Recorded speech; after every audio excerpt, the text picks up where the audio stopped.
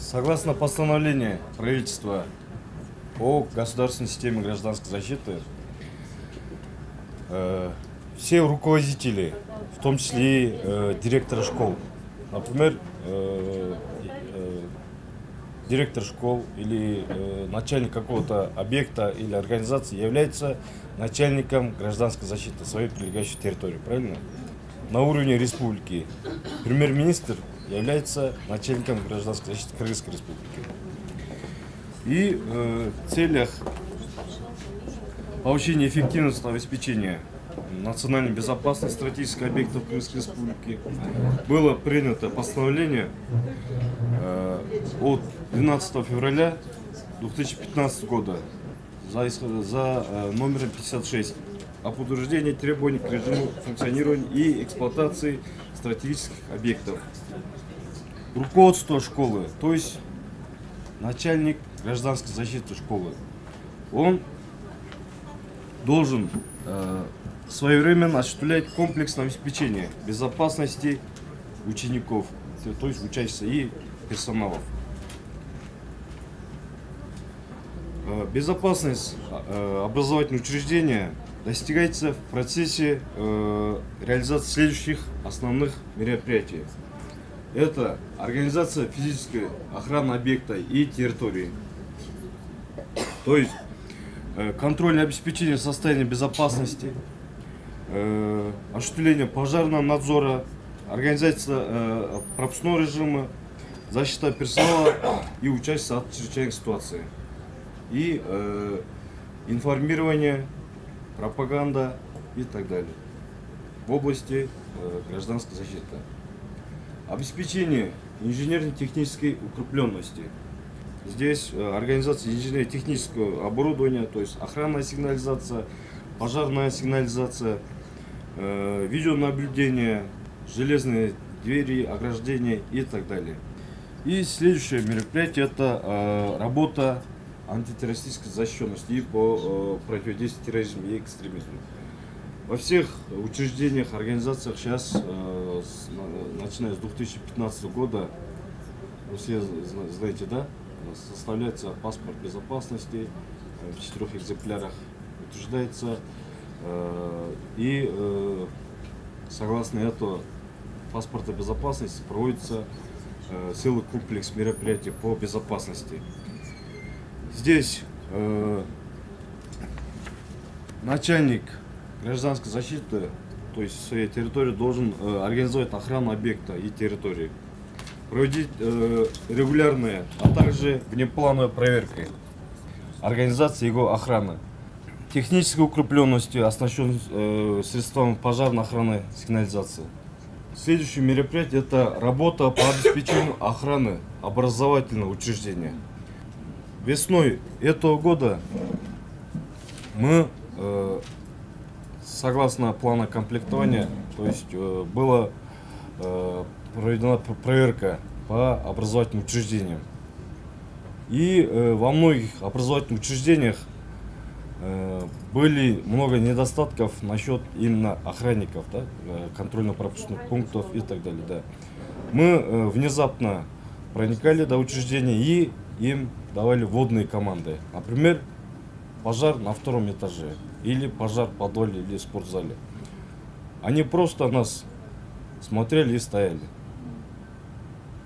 Сказали им открыть запасной выход и так далее. Они просто ни запасных ключей, сколько, например, сколько этажей, то есть сколько комнат, сколько квадратных метров, они не знают. Сколько учащихся находится в этот день в школе. Они не владеют ситуацией, да, правильно. И не знают даже план эвакуации. Как, например, в Кемерово, помните, да, в этом году тоже случилось происшествие.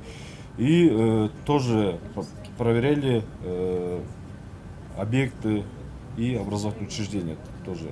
И тоже охранники и рабочий персонал тоже не знали свои функциональные обязанности. Здесь полный пакет документов, который должно находиться у охранника. Здесь начиная список должностных лиц педагогического состава и обслуживающего персонала образовательного учреждения, заканчивая график дежурств сторожей, список телефонов экстренной помощи. Ну, они все должны знать. Например, директор школы нанимает знакомых, да, скажем, по виде сторожа, да, а на указанные недостатки, например, они же знакомы или родственник, например, он скажет, да, все пронесло, проверка пришла, ушла, все, а никакие меры не будет принимать этот родственнику, правильно? Поэтому лучше нанимать охранное агентство согласно договору и проверять так, регулярно. Пожарная безопасность. Основная концепция и требования по пожарной безопасности определены в законе Крымской Республики от 7 июня 2017 года, номер 78, об обеспечении пожарной безопасности. Обеспечение пожарной безопасности включает соблюдение нормативно-правовых актов, правил и требований пожарной безопасности, а также проведение противопожарных мероприятий, обеспечение образовательных учреждений первичным средством пожаротушения в соответствии с нормам, установленных правилам пожарной безопасности в Кыргызской Республике, и неукоснительное выполнение требований Госэкотехинспекции. Сейчас вы все знаете, начиная с 2012 года надзорная функция по пожарной безопасности переходила к Госэкотехинспекции. А сотрудники МЧС, они только должны делать профилактику, то есть оказать методическую, учебно-методическую помощь преподавателям и учреждениям. Совершенствовать системы оповещения о пожаре и эвакуацию людей при пожаре, перезарядку огнетушителей или ремонт, защита от пожара электросетей и электроустановок и содержание подвальных и чердачных помещений в противопожарном состоянии. Следующее мероприятие – это электробезопасность. Буквально сегодня с преподавателями курса ОБЖ у нас в центре проводятся занятия. И там присутствует преподаватель Чуйской области, 36, количество 36 человек. У них, например, спрашиваем, какие мероприятия вы проводите согласно указанным требованиям. Например, по электробезопасности они вообще не знают, какие приказы, какие знаки должны быть. Например, в целях обеспечения электробезопасности директор школы должен издать приказы. Какие приказы? Приказ. Сдает приказ? Нет, это другой приказ. О назначении ответственных лиц за электрохозяйство в школе. О порядке использования и эксплуатации электронагревательных приборов. И обеспечение соблюдения правил пожарной безопасности при проведении общешкольных мероприятий, вечеров и новогодних праздников. Тоже издается приказ. И оборудование электрощитовой комнаты. Оборудование электрощитовой комнаты. Там, например, мы заходили туда, там вообще закрыто наглухо. Никаких предупреждающих знаков нету. Перчаток, резиновые сапоги должны быть, перчатки. У них во многих школах отсутствуют эти средства. Там еще должно быть надпись «Осторожно, электрическое напряжение». Вот на электрощитой и на двери. Тоже два записи. То есть «Осторожно, электрическое напряжение». И вот то, что вы говорили, охрана труда и техника безопасности. Охрана труда и техника безопасности является одним из важнейших направлений деятельности администрации школы, обеспечение охраны труда и техника безопасности. То есть комплекс мер по обеспечению безопасных условий учебного процесса должны отвечать требованиям закона Кыргызской Республики, согласно закона от 1 августа 2003 года, номер 167 об охране труда. Согласно этого закона, образовательных учреждений должны на каждый учебный год в школе разрабатываться и обновляются какие документации. Например, планы, инструкции по охране труда, приказы по охране труда. Какие приказы? Здесь об охране труда и соблюдении правил техники безопасности. Приказ об охране жизни и здоровья детей. Усиление контроля за обучающимися в образовательных организациях. Следующий приказ о назначении ответственных по охране труда. И приказ еще об организации работы по охране труда. Журнал обязательно. С персоналом отдельно и участниками школ тоже отдельно. Следующее мероприятие – это взаимодействие с правоохранительными органами. МВД, МЧС, ККМБ и так далее.